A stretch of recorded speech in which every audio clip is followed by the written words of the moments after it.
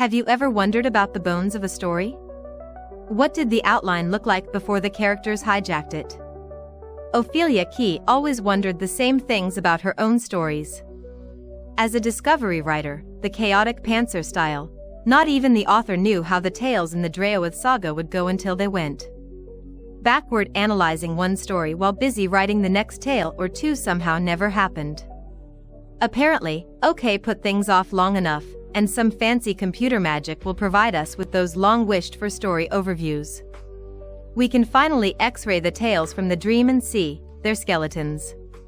Shall we investigate the next story in the dream? So, let's talk about paranormal romance. How far is too far to save the person you love? I mean, really. Today we're going to tear down shattered souls and see what makes it tick. We're talking wild world building, some classic tropes you'll definitely recognize, and a central question.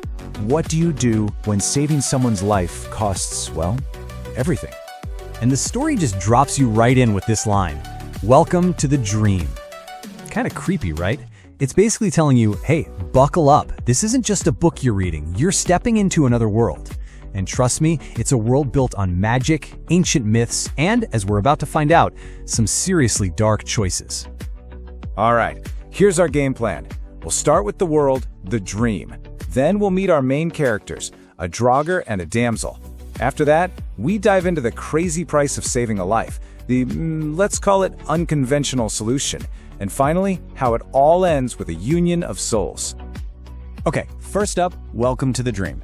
This is our intro to this world of magic, myth, and fated mates. So, to really get what's going on, you've got to understand that Shattered Souls isn't a one-off. Nope.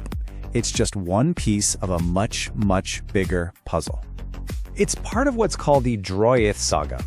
Think of it as this sprawling series of, well, steamy paranormal romance and urban fantasy tales. The author's whole thing is creating a dream to live for. It's this awesome mix where you have all these myths and legends just, walking around in our modern world. And that mashup, it's the perfect recipe for some seriously epic fights and, of course, even more epic love stories. And this right here, this is the whole point of the series, the big mission. It's not just about boy meets girl or draugr meets girl, it's about restoring the magical balance of the dream, one couple at a time. So the stakes are cosmically high. These aren't just any couples, they're fated mates, basically soulmates, whose love is literally the only thing stopping their entire world from falling apart. Okay, so to get the story, you gotta get the layout of the land. There are basically two dimensions bumping up against each other. On one side, you have Leondale. That's the fantasy world, full of magic, spirits, the whole 9 yards. And on the other, you've got Domhain, which is, well, it's us, Earth, modern-day Chicago, to be specific. And a lot of the drama comes from the clash between these two places. And, just so we're all on the same page, let's look at the book's own warning label. Yeah, this is not your kid's fairy tale. We are diving headfirst into some dark fantasy and some very explicit romance. So, consider this your heads up for what's coming. All right, world building, check. Now let's meet the two people this whole story revolves around. A draugr meets a damsel. And yeah, this is a classic setup for this kind of story. So, here they are, our fated mates. First, you've got DaniKa. She's human, but she's got this curse, this wild supernatural power to draw the path of infinity, which basically puts a giant target on her back. And then you've got RoriK. He's this immortal outcast, a forest spirit ghost who's been kicked out of his home. See what we've got here? It's the perfect paranormal romance cocktail, the powerful but vulnerable damsel and the dark, brooding immortal who's going to protect her. So what exactly is a draugr? Because RoriK's not just some spooky ghost. He's this super powerful, magic-using immortal, and his backstory is rough. He was a forest spirit who was literally stripped of his flesh and then exiled. That kind of brutal, tragic past is key, It explains why he's so protective and why he's such a lone wolf. Okay, we've got our couple. Now for the problem, and it's a big one. Section 3, an impossible price. This is where saving a life is going to cost way, way too much. So it all kicks off with something that sounds kind of simple. DaniKa's enemies have put a tracker in her, and RoriK takes her to this neutral magical spot called Asylum to get the elves to take it out. Easy, right? Wrong. In this universe, magic always has a price tag, and the elves, well, they want their payment. And the price is just insane. They don't want money. They want RoriK to kill DaniKa. Just end her life before the next full moon. Why? Because they're terrified of her infinity magic. They see it as this huge threat that could wreck the balance of their world, and they think her death is the only off switch. So RoriK's reaction is basically, no way. He's not going to do it. Instead, he comes up with his own plan B, and it's straight out of the Paranormal Romance Hero 101 playbook. Step 1. Hunt down every single one of DaniKa's enemies. Step 2. March right up to the god of death and offer his own immortal life in exchange for hers. I mean, talk about the ultimate touch her and you die moment. He's literally willing to die for her.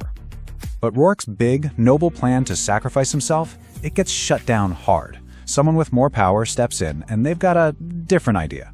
A much older, much darker, and way more complicated solution. This is the ancient way. Yeah, RoriK's boss, his liege lord, Zanzar Ironwood, puts a stop to the whole thing. He's like, nope, you're not dying. But Zanzar isn't just being nice, he's playing chess. He sees a chance here. He orders RoriK to do this ancient, really brutal Draugr ritual to claim a mate. The goal? It'll save DaniKa, sure, but it will also bring her crazy powerful magic over to their side. And this ritual, the Shattered Souls ritual, it's wild. Okay, hang on for this. Step 1, DaniKa has to agree to die. She has to be a willing sacrifice. Step 2, RoriK literally stabs her in the heart, kills her. Step 3, he yanks her soul right out of her body and freezes it solid. Then, and this is the crazy part, he smashes her frozen soul into a million pieces. He picks out the part that is her infinity magic, gets rid of it, and sticks a piece of his own soul in its place. Finally, he puts this new rebuilt soul back into her body. Her human life is over, but something else is about to begin. It's this incredibly violent magical surgery that completely remakes her from the soul out. So, after all of that, what's left? I mean, how do you come back from something that brutal? How does that lead to a love story? Well, this is where we get the union of souls. Believe it or not, that one horrifying ritual solves everything. It's actually kind of brilliant. DaniKa, the human, is gone. In her place, she's reborn as an immortal Dragochona, a ghost woman, the perfect partner for a Draugr, right? And her dangerous infinity magic, RoriK has it now, so the elves can chill out. And the biggest thing? Their souls are now literally woven together, forever.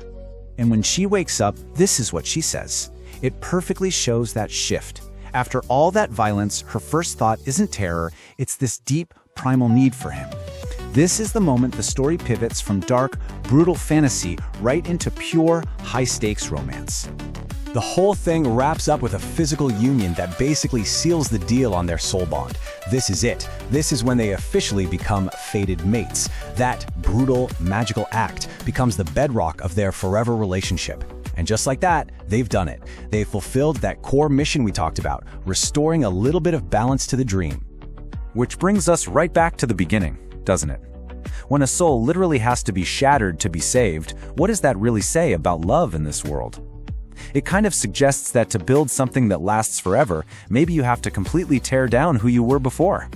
It really makes you think, right? In a world like this, maybe destruction and creation are just two sides of the same coin.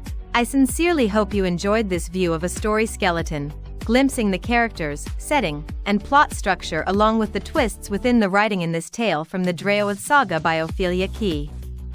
Don't forget to like and subscribe for more original stories and audio adventures. A special thank you to OK Music Writers for writing and for sharing the Enter the Dream soundtrack. It's more than a story, it's an experience. Welcome to the dream.